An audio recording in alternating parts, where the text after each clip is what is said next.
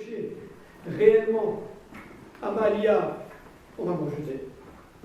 C'est très dur quand on est là-bas de rencontrer tous les problèmes qu'on rencontre et de s'apercevoir que finalement, on n'a pas les moyens de vivre comme on imagine vivre. C'est une réussite. Donc si j'ai une motivation religieuse énorme, si je veux étudier la Torah à un niveau que je ne peux pas étudier en France, si j'ai déjà le niveau de pouvoir partir là-bas, parce qu'ici il n'y a plus de niveau pour moi, je pars. Mais tant que tu n'as pas monté tous tes échelons ici, pourquoi tu vas là-bas faire ce que tu fais ici dans une difficulté extrême, alors qu'ici tu peux mieux travailler sans casser la tête. Donc tu n'as rien à faire là-bas. Un jeune qui veut partir, qui laisse tout tomber, il va vite se retrouver là-bas, sans son soutien familial, sans ses frères et sœurs, sans ses parents. Il va s'apercevoir très vite qu'il y a des choses auxquelles il tenait, dont il ne se rendait pas compte. On tient la route, on ne tient pas. Partir pour revenir, c'est intelligent. Donc aujourd'hui, ceux qui veulent rêver, on peut toujours rêver de partir, de s'installer. Oui, moi j'ai vu là-bas, ça me plaît, la vie me plaît, et la vie te plaît en tant que touriste. Mais quand tu vas devoir travailler, quand tu auras besoin d'aller à l'hôpital, tu vas devoir prendre ton reçoit, quand tu auras besoin d'inscrire tes enfants à l'école, la vie va être très différente. Et beaucoup de gens qui partaient tout feu, tout flamme, en arrivant là-bas, en étant confrontés à tous ces problèmes, n'ont plus la force de surmonter les écoles. Vont revenir en France, retrouver un travail beaucoup moins qui rapporte beaucoup moins que ce qu'ils avaient, retrouver un appartement dans les conditions agréables. C'est quoi cette alia? Tu aurais attendu un petit peu, ça aurait été beaucoup mieux. Donc le problème est de savoir aujourd'hui, si Dieu veut que je parte, je vais réussir. Si Dieu ne veut pas que je parte, est-ce que, quand on sait que Moshe Rabbeinu n'est pas rentré en Israël, on peut déjà conclure qu'il n'est pas nécessaire de rentrer pour réussir sa vie? Est-ce qu'il y a des rabbiniques de très haut niveau qui ne sont jamais allés en Israël? Donc s'il y a des rabbiniques de très haut niveau qui avaient les moyens d'aller et de traîner derrière eux toute leur communauté et qui ne sont pas allés, ça veut dire quoi? On doit aller ou pas aller? Il faut poser le pour et le contre. Il y a des rabbiniques à qui Dieu ne permet pas d'aller parce que tu n'abandonnes pas comme ça ta communauté. Et quand Dieu a dit à Moshe Rabbeinu, je ne veux pas que tu ailles en Israël, pourquoi il a dit ça? Pourquoi il a empêché de rentrer malgré toutes ses prières? Parce que Dieu a dit, ça ne se fait pas que le Rav rentre sans ses élèves. Maintenant que tous tes élèves ont été condamnés, je ne veux pas que tu rentres. Ça ne se fait pas. Un Rav ne quitte jamais ses élèves. Combien de rabbiniques qui ont, voyant leurs élèves partir à la Shoah, qui avaient les moyens de s'en sauver, sont quand même partis avec eux. C'est un suicide? C'est comme ça que ça marche. Dieu ne veut pas qu'un Rav quitte ses élèves. Donc quand je fais ma Aliyah, je vais peser. Je vais quitter quoi? Je vais trouver quoi? Les conditions dans lesquelles j'étudie aujourd'hui, est-ce que je vais les retrouver là-bas? La vie que je vais aujourd'hui, qui tient encore la route, est-ce que je vais la retrouver là-bas? Si maintenant je suis à un niveau où je n'ai plus de quoi progresser ici, et que je vois là-bas que les portes s'ouvrent, je dois y aller ou pas? Je dois courir. Mais si je vais à l'aventure, en espérant que ça se passe bien, l'éducation est plus facile ou plus difficile là-bas, vous croyez? Quand on veut éduquer ses enfants sur la bonne voie, en Israël, c'est plus libre ou plus facile? Dur. Pourquoi? Pourquoi c'est tellement dur là-bas? Qu'est-ce qui est dur là-bas?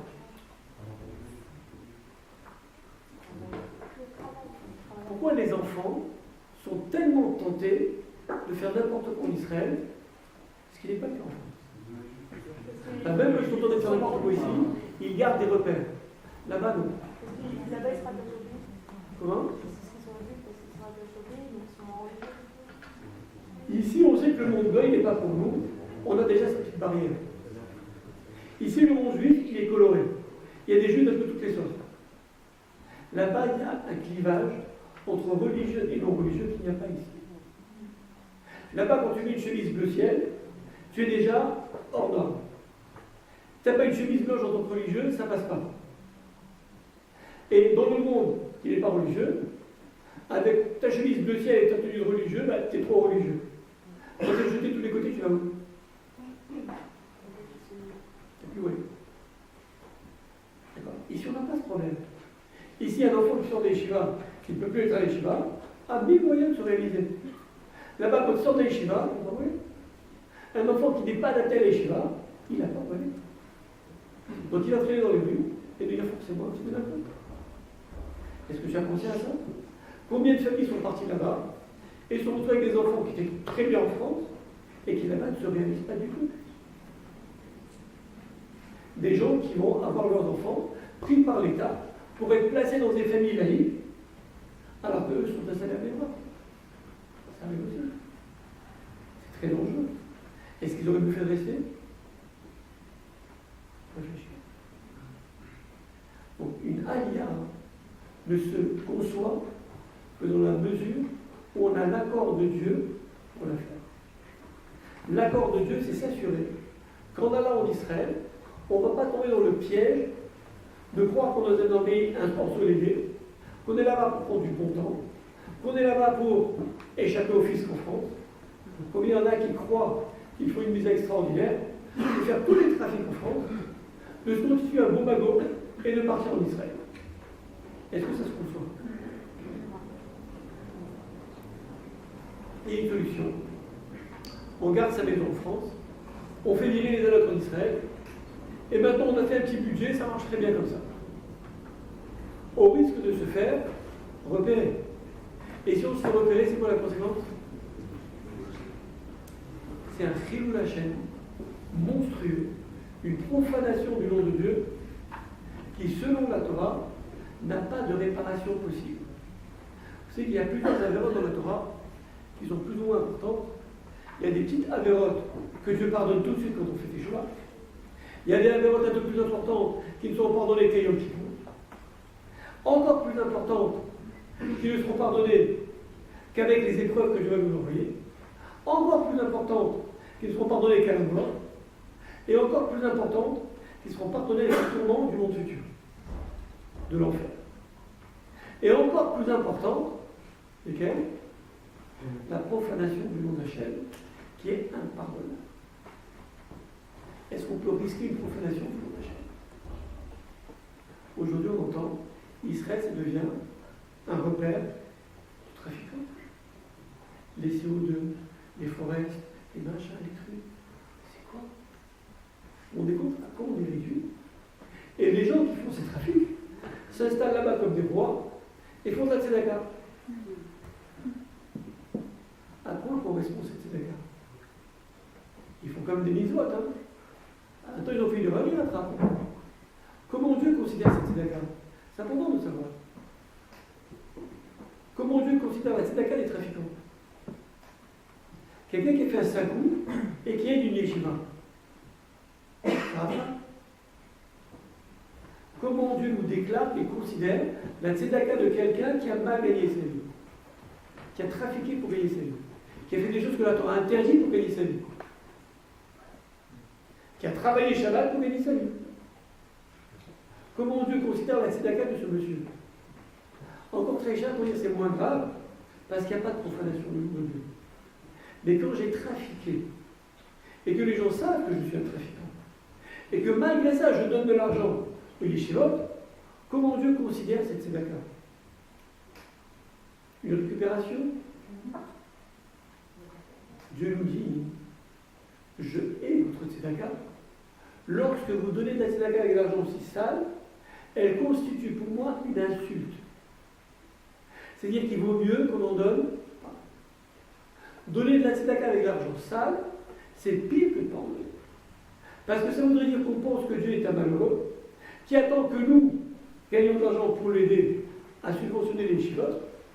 Et on est en train d'avoir une idée de Dieu qui est complètement tordue, et ceux qui acceptent notre argent nous confirment notre idée tordue. C'est gravissime. On ne donne pas de l'argent sale à la tzedaka. Et si on le fait quand même, et que l'Yeshiva l'accepte quand même, les conséquences, c'est quoi? C'est que tous les élèves prennent Torah. On ne nourrit pas la Torah avec de l'argent sale.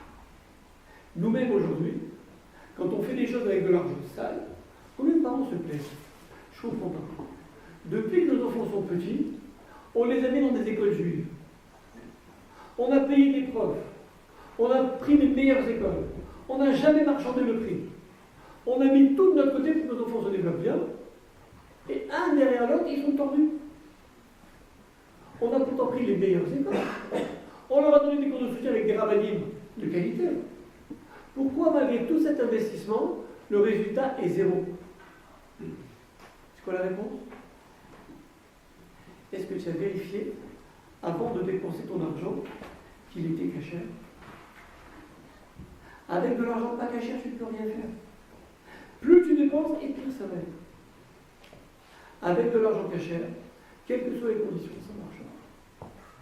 Quand tu vas en Israël, est-ce que tu vas avec de l'argent cachère ou pas cachère? Est-ce que tu as trafiqué pour survivre là-bas? Avec des magouilles d'alloc et de machin, tu te fais virer?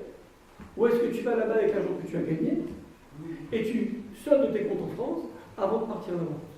Dans quelles conditions tu pars? Dans des conditions de trafic, c'est pas une avion. Reste en France et continue à gagner. Tu ne peux envisager de partir que si tu te contentes de la vie qu'Israël t'offre dans des conditions cachées. Autrement, ça ne marchera pas. Si tu veux échapper aux attentats ici, d'autres t'attendent là-bas. Si tu veux échapper à l'antisémitisme ici, aux propos racistes, d'autres propos racistes t'attendent aussi là-bas. La guerre Sfarad-Ashkenaz là-bas, bien qu'elle s'atténue, est encore très violente. Vous entendez en tant que Sfarad des mots d'Ashkenazi que les Goïs vont utiliser. Est-ce que c'est difficile à supporter? Quand un Goï ne m'aime pas, je comprends. Et quand un Juif que les Juifs ne m'aiment pas, je comprends. C'est révoltant. C'est décourageant. C'est désespérant. Beaucoup de gens, à partir de ce genre d'attitude, ont décidé que la Torah, elle va y aller. Si des gens religieux sont capables de dire de telles âneries, c'est que la Torah est vraie. Est-ce qu'il y a là-bas beaucoup de gens qui ne sont pas très clairs? Il y a des gens qui sont déguisés en rabbinime là-bas, à qui vous faites confiance, et qui vont vous dépouiller dès qu'ils le peuvent. Une famille m'a raconté qu'il y avait quelqu'un qui venait tous les ans ramasser de l'argent pour une yeshiva. Je ne sais pas si c'est yeshiva qui se prend compte, mais tous les ans, ce bonhomme-là venait chez une famille qui l'hébergeait, qui le nourrissait, qui le blanchissait, le temps qu'il ramasse l'argent pour l'yeshiva. Et au bout de 20 ans, la famille en question a décidé de faire ça à bien. Bon, maintenant on est à la retraite, on va vendre notre fonds de commerce, et l'argent qu'on a, on va le mettre là, on va l'envoyer là-bas, on va racheter un petit commerce là-bas qui nous permettra de survivre quand on est retraité, enfin qu'on a l'âge de la retraite, et que plus rien ne nous attache ici, on va partir. Donc ce bonhomme-là qui était depuis 20 ans chez eux, le bienvenu, va leur dire, écoutez, je peux transporter cet argent là-bas, ou plutôt non, ils ont fait un virement sur lequel ils ont donné la procuration, et ils lui ont dit, regarde, avec l'argent qu'on t'a envoyé, trouve-lui un petit fonds de commerce, et dès que tu as trouvé, nous on fait notre ailleurs. On va notre maison aussi, on arrive. Le type prend l'argent, arrive en Israël, et le pose la question demande des nouvelles. Qu'est-ce que dit le bonhomme? J'ai rien trouvé pour l'instant. Au bout de 2, 3 mois, 4 mois, 5 mois, c'est bizarre quand même. Ils ont perçu que le bonhomme leur a avoué en fin de compte qu'il allait utiliser cet argent parce qu'il en avait besoin. Et qu'il leur a dit clairement que pour l'instant, il ne pouvait pas leur rendre. Comme il y avait ni papier, ni preuve, ni rien, il y avait 1 million de francs à l'époque, donc l'histoire de 150 000 euros, beaucoup plus aujourd'hui, parce que c'est l'histoire d'une quinzaine d'années, ils n'ont jamais trouvé l'argent. Est-ce qu'il y a de quoi être dégoûté? Quelqu'un que tu héberges pendant des années, quelqu'un qui tient entièrement confiance, quelqu'un qui est ta référence au niveau de Torah. Quand tu vis une expérience de ce genre, tu t'en remets ou tu t'en remets pas? Souvent, ça n'en met pas. Donc, il vaut mieux garder une Torah moyenne que d'avoir affaire à des gens qui là-bas sont très bien déguisés, qui nous donnent l'impression d'être des rabbinim dont on a toujours eu un respect terrible, et qui vont nous mettre au bout du mur, et qui vont nous dégoûter définitivement de la Torah. C'est gravissime. Quand nos enfants sont pas d'accord, comment ils se conduisent? Qui les attire plus? Les enfants de la rue ou les enfants des yeshivot? La rue, c'est plus coloré. Hein. Donc, si les enfants sont déjà très ancrés, s'ils vont là-bas parce qu'ils ont envie de progresser, d'étudier, aucun problème, c'était épanouir de façon beaucoup plus reconnaissante. Mais s'ils sont déjà entre deux chaises, si un peu ils aiment s'amuser, un peu ils aiment les yeshivot, mais là-bas, la rue, on vous voit beaucoup plus coloré qu'à l'yeshiva. Fais attention, tu mets les pieds. Ça peut être catastrophique. Ouais. Donc vous allez voir finalement autour de vous des gens qui ont fait leur aliyah et qui vous donnent envie parce qu'ils ont très bien réussi. Et des gens qui font leur aliyah, et malheureusement, c'est la grande catastrophe. Quelle est la différence entre les deux? Les uns ont bien préparé et les autres pas assez. Est-ce que ça doit nous effrayer ou est-ce que ça doit nous encourager? Il y a la réponse que donne le Chazon-Ish, ni l'un ni l'autre.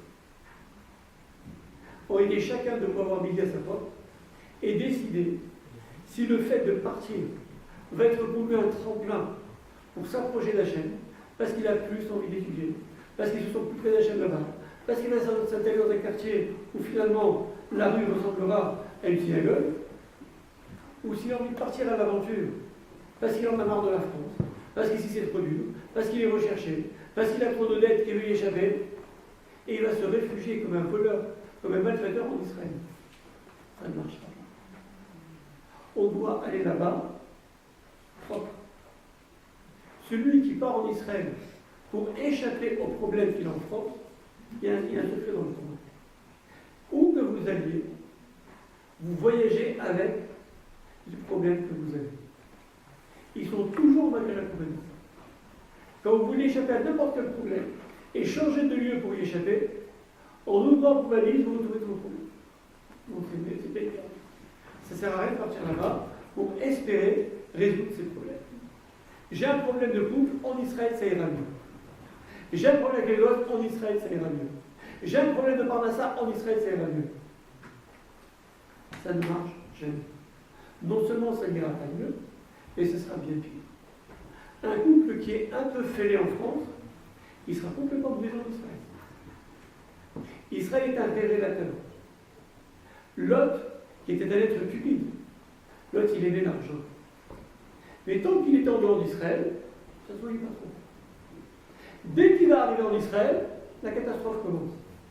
Il commence à laisser ses troupeaux paître dans des jardins qui ne lui appartenaient pas. Abraham lui dit, c'est grave ce que tu fais. Souvenons-nous que Lot va tout quitter pour rester près de son maître. Est-ce que Lot a l'habitude d'écouter son maître, qui est Abraham? Il a toujours écouté. Quand Abraham lui dit, arrête de voler l'herbe qui ne t'appartient pas, qu'est-ce que répond Lot? Mais Dieu t'a promis cette terre. Et tu n'as pas d'héritier, je suis ton seul héritier, elle m'appartient déjà. Abraham lui dit, elle t'appartiendra peut-être, mais elle ne t'appartient pas encore. Donc pour l'instant, tu es un voleur. Lot ne l'entend pas de cette oreille, continue à faire paître ses troupeaux, jusqu'à ce qu'Abraham se sépare de lui. Et où Lot va se réfugier? Il va quitter Abraham, ça lui fait plus de peine, et il s'installe dans la ville où il y avait beaucoup d'or. Sodome et Gomorrhe. La cupidité, l'amour de l'argent qu'avait Lot, qui a toujours existé, mais qui était plus ou moins gérable, devient ingérable en Israël. Parce qu'Israël va décupler autant tes qualités que tes défauts.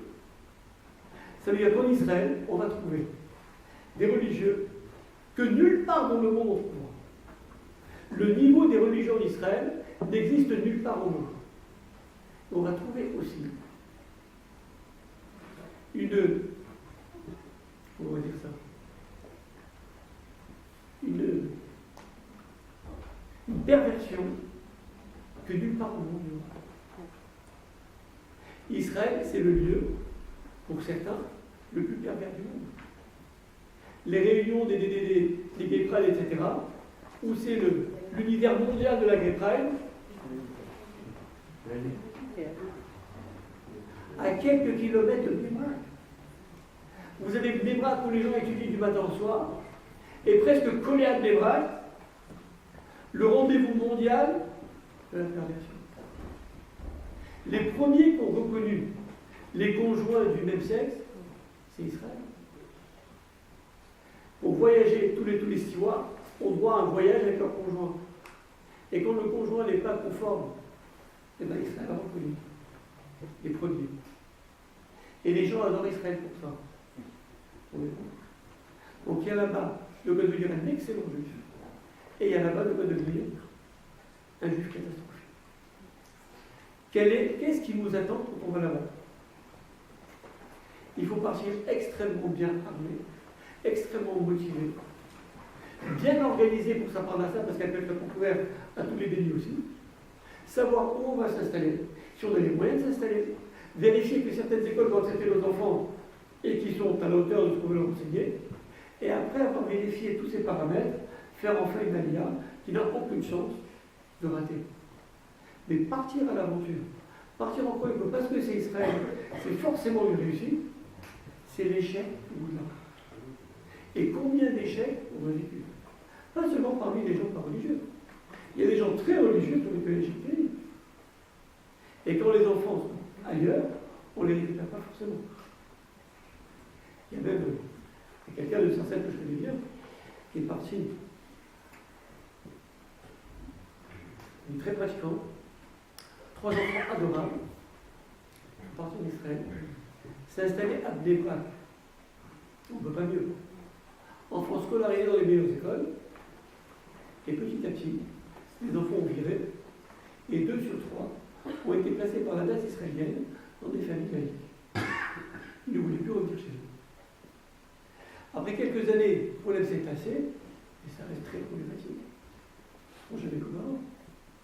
Comment des enfants qui étaient adorables en France deviennent des démons en Israël? C'est parti du jeu. Donc il faut savoir, on ne va pas dans un pays où tout est propre et tout est clair. Il est pourtant marqué dans la Gemara, et beaucoup de gens qui font de la propagande se basent sur cet état de fait, mais c'est marqué dans la Gemara de tout le monde, que celui qui n'habite pas en Israël, il est considéré comme s'il n'avait pas de Dieu. Donc on doit partir, n'est-ce pas? On part ou pas quand c'est marqué comme ça? Comme si tu n'avais pas de Dieu. Grave. Comment des religieux restent encore en dehors d'Israël dans cette condition? Et une fois, j'ai posé la question à Rav Israël. Rav Israël, comment les rabbinim, qui connaissent, nous on ne connaît pas toujours, mais les rabbinim savent qu'il est marqué une phrase pareille dans la Gemara. En lisant cette phrase, je voudrais trembler. Tous les gens qui ne sont pas en Israël, c'est comme s'ils avaient rejeté Dieu. Quand je suis au collège, que j'étudie la Torah, et que je vais être proche de Dieu, et que je sais que Dieu me rejette parce que j'habite pas en Israël, ça me fait trembler. Israël vous répond, il faut savoir lire la Gemara. On parle ici au temps où le temple existait. Quand Dieu est en Israël, on n'a rien à faire ailleurs. Depuis que le temple a été détruit, l'obligation n'est plus la même. Quand on a les moyens, oui. Quand on n'a pas les moyens, on n'est pas obligé. Et c'est pour ça que beaucoup de rabbinim peuvent parfois se réaliser Dieu en dehors d'Israël qu'en Israël, et même en Israël. C'est pas interdit. Donc on doit apprendre aussi à lire la Gemara, et pas seulement lire des textes traduits, qui veulent dire des choses trop rapides qu'on n'a pas bien comprises. Quand on est en Israël, c'est comme si on était un idolâtre. Pareil, on parle quand Dieu est là-bas. Si Dieu vient en Israël et qu'il dit maintenant on n'a plus rien à faire, on coupe ça l'arrête, parce qu'il y a le temps, parce qu'il y a les sacrifices, parce qu'il y a la présence évidente de Dieu, se priver de ça, c'est être criminel. Comment tu peux prétendre vouloir vivre ta vie de juif en France pour des raisons d'argent ou d'autres, alors que Dieu est en Israël et qu'il va te protéger? Là, oui. Mais tant que Dieu nous a mis dans la galoute, tant qu'il nous a éparpillés, tant qu'il ne nous a pas réunis à nouveau, avec le Mashiach qui va reconstruire le temple, la question reste. J'ai une obligation impérative de partir. Quand j'ai tous les éléments de mon côté pour partir, et dans ce cas-là, je commets une erreur terrible de rester. Mais quand tous les éléments sont en place, et que je prends des risques, c'est trop dommage. On n'a pas le droit de prendre des risques sur une vie spirituelle. Et qu'en plus que cela, je commets certains impairs ou certains trafics pour pouvoir survivre là-bas, en me disant c'est pas grave, je vole rien, la France m'a assez volé, je récupère, complètement interdit. Quand quelqu'un de religieux se fait attraper en trafic, combien ça coûte dans le ciel, ça? Ça coûte tellement cher que c'est irrécupérable. Sachez-le. Quand vous prenez un risque de faire suivre la chaîne, en pensant que vous allez vous en sortir, si vous en sortez, vous avez commis un impair ou pas? Si personne ne s'en aperçoit jamais, ça passe encore. Mais le fait d'avoir pris le risque, vous sera compté très cher. Le fait seul d'avoir pris le risque, on ne prend pas de tel risque. Voilà. Ça, il faut savoir comment ça marche. Qu'est-ce que la Torah nous demande? Il faut le savoir. Si on veut faire ça à l'IA, conscient du problème, et dans un contexte religieux, ce n'est pas en fuyant les attentats, ce n'est pas en faisant de la politique, ce n'est pas en écoutant tous ceux qui font de la propagande et qui sont payés pour ça, c'est en analysant de façon précise ce que Dieu attend de nous pour répondre à son appel et ne pas manquer à cet appel si on a tous les éléments en notre possession pour y partir. De la même façon, je répète, on n'a pas le droit de rester là quand il faut partir. Il ne faut pas prendre le risque de partir quand on a rien à faire.